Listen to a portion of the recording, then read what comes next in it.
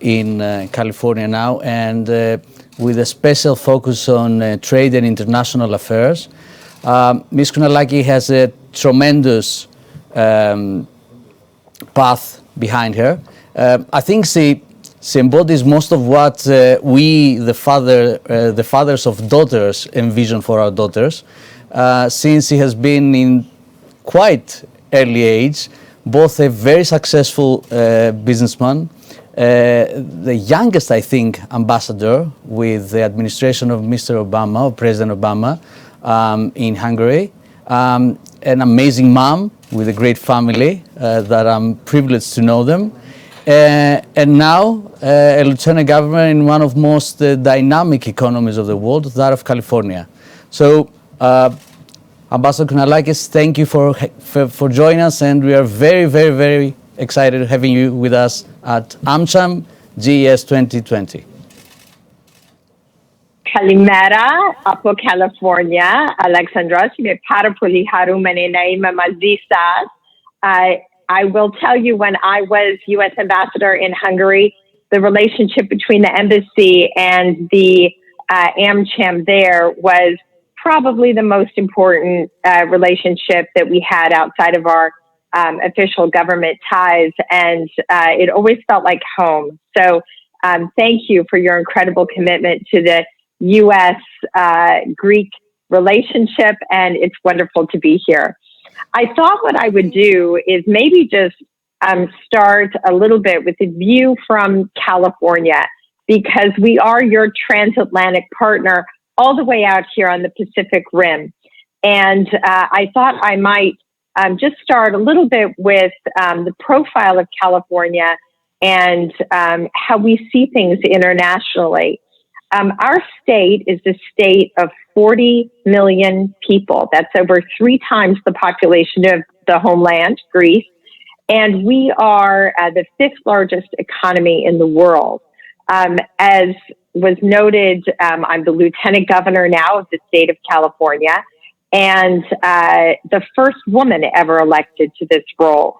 And as I traveled the state, I spoke quite a bit about my experiences and my family's experience coming to this country, as my father did after the Second World War, as an immigrant, someone who came with no money, speaking no English. He was only 14 years old when he left home to come here, and he worked as a farm worker in the fields of California.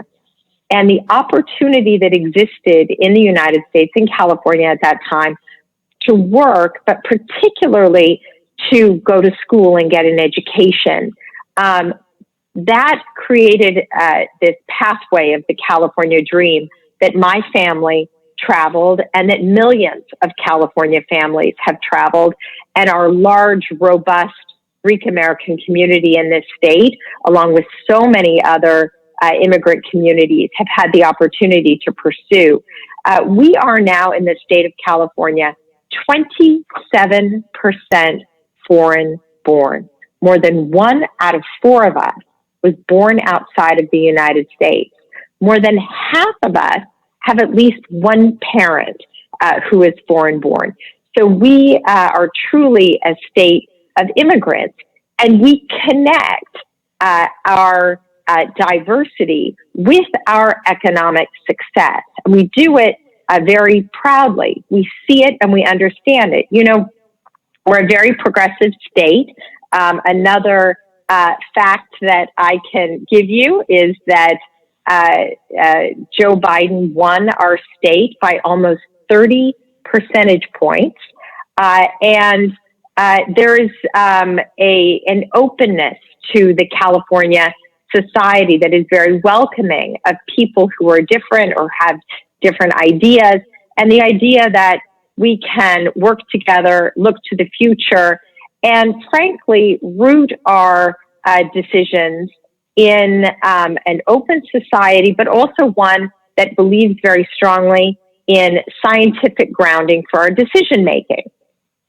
So while in the last administration, which is about to come to a close, they backed away from U.S. leadership in combating climate change, here in California, we have continued to occupy a place on the world stage in advocating for the kinds of solutions that will help us combat climate change. We've stayed in the Paris Climate Agreement, and we've continued to invest in the kinds of innovative solutions that will help us to have the scientific approach to being able to adopt more clean energy and move away from fossil fuels. It is also evident, of course, in our reaction to the COVID-19 crisis. We were the first state in the country to issue a statewide stay-at-home order, and this has doubtless allowed us to protect Californians and save lives.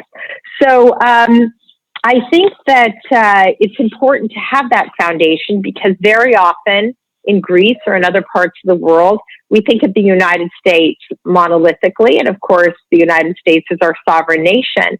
But within the U.S., here in California, we have very pronounced views, and we take every opportunity to talk about our interests and our values on the world stage. When I was elected, Gavin Newsom, we were elected at the same time. We were elected separately. The governor and the lieutenant governor in this state are elected separately. But we formed a partnership around international engagement, and he has designated me by executive order as California's representative for international affairs and trade. So in that capacity as well, I look forward, Alex, to our conversation to talk about the Greek diaspora, to talk about prospects for Greece's economic recovery, and really for anything else that you'd like to talk about. Again, I am a very proud Elenida. My family came from the Peloponnese. My husband, Marcos Kounalakis' family came from the island of Crete. And I'm very proud of my roots and delighted to be here with you today. We are too. And going back to what you said about California, which of course ruined my complete order of questions that I had in my mind, allows me to ask you, actually to tell you that for many, many years, all of us who have dedicated a significant part of our life in the AmCham and in the U.S.-Greece relations, we always try to persuade our friends here in Greece that there are so much more beyond New York, Boston, Chicago, or even Washington. We know that the distance is a huge barrier, but we do know that not only California, but especially the West Coast, hides tremendous potential for collaboration, for entrepreneurship, to get best practices and best ideas that already have flourished in the West Coast. So we are very eager to work with you, both with your new capacity, but also with the experience that you carry as a professional for so many years working there successfully, and to see how we can establish even more bridges in California. What I would like to ask you is, how do you think how we could propel forward such a collaboration between Greek companies, Greek entrepreneurs in California, aside of what the government is doing, or aside what the over successful ambassador Payet that we have here in Athens, what we can do as entrepreneurs in order to boost that amazing potential? Well, first of all, the area of tourism is something that California and Greece very much have in common. Tourism is our largest export. We categorize it as an export of services. So certainly right now with the COVID-19 economic-induced crisis, we are really struggling to figure out what do we do with all of these hotel rooms. How do we help all of those in the service industry survive during this difficult time? But we're confident now with vaccines on the way that we're going to come out of it, and Greece will come out of it, hopefully in time for summer tourism season. And this is excellent news. But in terms of deepening our cooperation, the area of tourism is very important. I think it's a two-way street. There is so much that Californians can learn from Greece as well. We do already have robust engagement and cooperation, but there is plenty of room for more. And as you noted, it is a little bit farther than the East Coast, so it takes a little more time to get here, but it is worth it. And the second area I think that's very important for pursuing additional collaboration is in and around innovation. We're the home of Silicon Valley. Some of the largest tech companies in the world are headquartered here. And there is a level of innovation that exists in Greece, as we know, and Greek entrepreneurs in the tech sector. And I strongly encourage that sector to come to California as soon as it's feasible. Again, many Greeks do find themselves here, but to continue to visit, to engage us at the government level. You have a wonderful consulate in San Francisco that organizes great ability to engage company to company.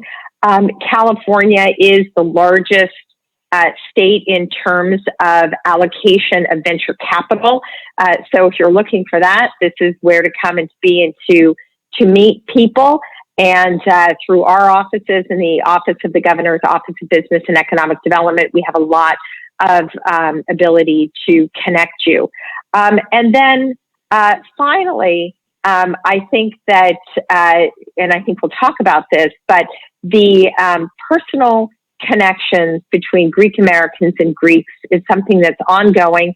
And many years ago, I think that people thought, well, as Greek Americans integrate, it may fade, but it really hasn't. It's only grown stronger. When I ran, again, I ran for statewide office. I was elected with about 6 million votes. And everywhere I went, there were people who had Greek friends, people who had been to Greek church food festivals or who had a favorite of Greek food. There is a profile, a real kind of an image of Greece that exists in this country that is extremely positive, and I think that's something that we can always build on. I would like to take you back in your answer exactly to the issue of diaspora. Having the privilege to grow up in an environment that I was always in between Greek Americans or Americans of Greek origin and the people here in Greece, that they have this direct relationship with the States. I always thought that there is a peculiar gap between the people in the States and us here. From our part, perhaps we only remember the diaspora when we want investments or when we want support with something that is happening in the Aegean. From the other part, there was always a difficulty in communicating. During the last years, that sort of thing has changed. New people, younger ideas have emerged in both sides.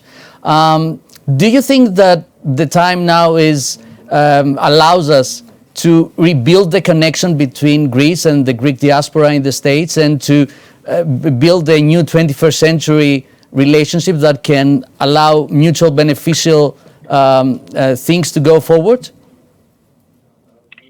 I understand what you're saying, and I don't disagree. It does seem as though gaps in communication have faded. There is receptivity, I think, on both sides. In Greece, I think there's a real modernization that's taken place in the last generation. I think Greeks are citizens of the world. And I think that there's really been a heightened desire of Greek Americans to be able to go back to this extraordinary place in the world. There's no place in the world like Greece. Tom Hanks said it best, I think, when he became an honorary citizen. that he had traveled the world and knew no place like Greece, not just the extraordinary natural environment and the healthy food and the warmth of the people. It is a magical place. And so as Americans in general rediscover their roots through all kinds of new tools, DNA tools that reveal Greek heritage, to be able to feel welcome, to be part of the Greek story, I think is another thing. One thing I didn't mention in terms of cooperation that I also think is extremely important is clean tech. And this upcoming generation is really committed to combating climate change and environmental protection.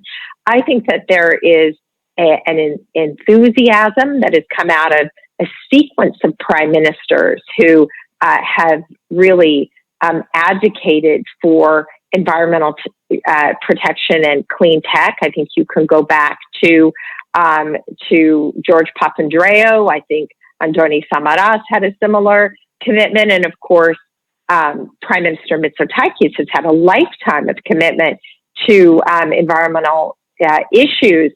That has, I think, become very much part of the Greek culture now.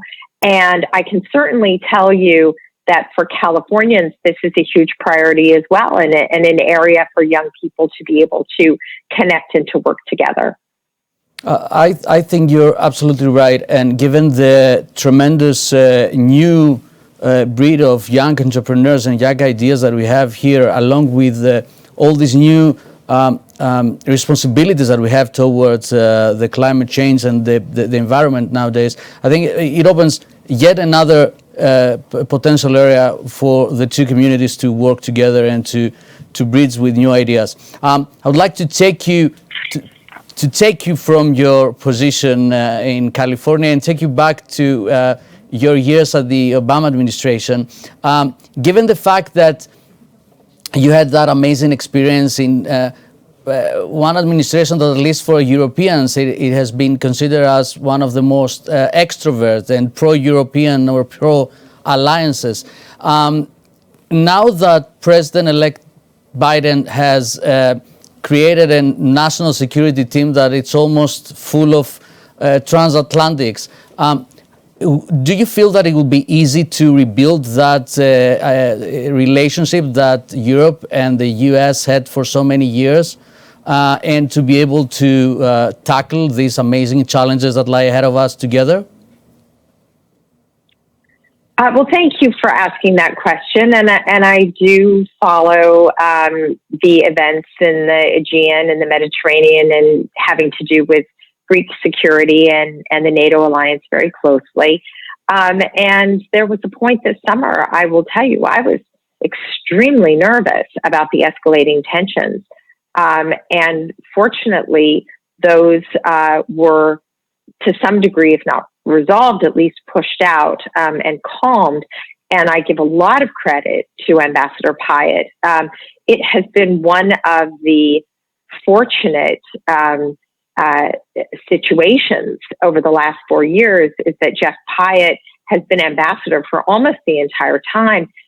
His level of expertise as a former ambassador to Ukraine, understanding the region as well as he does, coming into Athens with that background and with extraordinary diplomatic skills, his presence there, I think, has been fundamental to get us through the escalation of tensions. So I think that has been very fortunate. I also think that this escalation has clarified, crystallized how important Greece is as an ally to the United States. Pompeo visited not too long ago Crete and Suda Bay.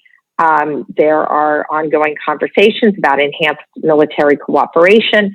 But I think more than anything, you know, when I think about President-elect Biden, knowing him well, working with him, in fact, because he was personally engaged during the debt crisis and working to keep Greece in the Eurozone. When I think about this opportunity to really find some resolution to the persistent challenges that have plagued the region. I'm very optimistic because President-elect Biden and his team walk in with not just a great deal of experience and detailed understanding of the situation as it currently is, but also a sense of history. I say this often, and I cannot say it enough. Greece and the United States have been allied through the great conflicts of the 20th century. We were on the same side during the First World War. We were allied during the Second World War. Greece's tragic civil war was had the outcome of Greece being on the right side of the Iron Curtain and allied with the United States, becoming a NATO ally. These are not coincidences. This is a result of the underpinning of now over a century of deep meeting of the minds and values and an understanding of what democracy and freedom really are and what they mean. So I think this relationship as well has been carried on by the strength of the Greek American community in the United States, which is as strong as ever. And I think that all of this is very important for those who not just love Greece, but understand that stability and security in the Mediterranean and the Aegean is critical to the security of our people here back at home. So I'm very encouraged. Again, we're not there yet. We have a few more weeks. There is a great deal that's happening during the transition. I think people know that Donald Trump has not conceded yet. So we are taking it day by day. But I do believe that we will come out of the gate with a new administration that will have its hands full around the world with challenges that exist, some of which predated the current administration, some of which have escalated as a result of Donald Trump's inconsistent foreign policy. But we have the best possible team to be able to meet the challenges. And I know that the relationship with Greece will be very important in doing so. Obviously, I would like to carry on our discussion for hours. I can only hope that we will be able to have you with us at AmCham in another event. I would like to ask you to give us just a few minutes more of your precious time, and I would like to ask our President Nicholas Bakatselos and our General Manager Mr. Elias Pirtounas to join me in presenting you something very, very symbolic, but which comes from our hearts, from everyone. Governor Kounalakis, thank you so much for being with us today. We're sorry you couldn't be with us, or we couldn't be with you in person, but still, thank you very much for being digitally with us. So, in appreciation of the work that you've done in strengthening U.S.-Greek relations, in recognition of what you have done personally and also for your Greek legacy, we'd like to present you with this award, which unfortunately we cannot give you in person, but we will be sending to you, and we look forward to meeting you perhaps next summer when things have changed. Excuse us for wearing masks, but COVID not permitting us being so close without the necessary protection. So thank you again for being with us. Thank you all. Thank you.